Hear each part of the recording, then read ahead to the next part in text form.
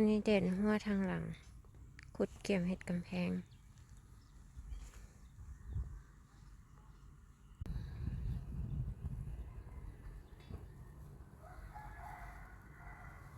ขุดแล้วเห็ดกำแพงด้านหลัง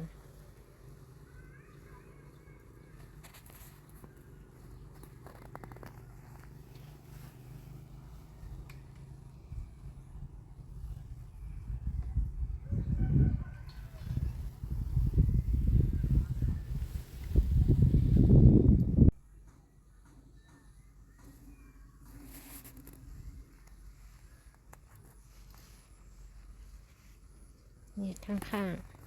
ๆเกี่ยมเห็ดกำแพง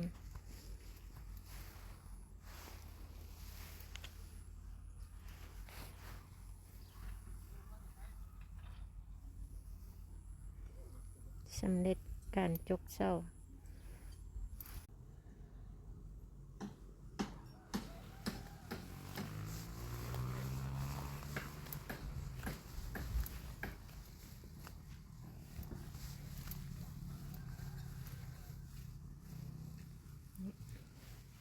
ตัดเสาต่อหม้อ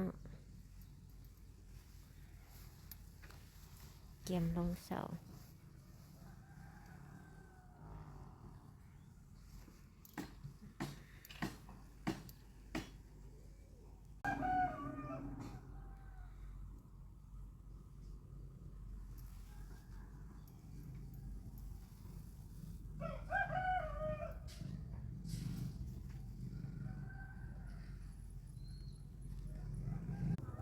ทีมงานสานเหล็ก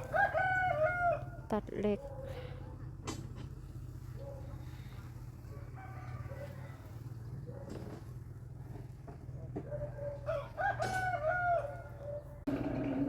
อันนี้คลองขุดคลองเกี่ยมเห็ดหัวทางข้างเสี่ยวกันเขาเย็นสั้นเดียว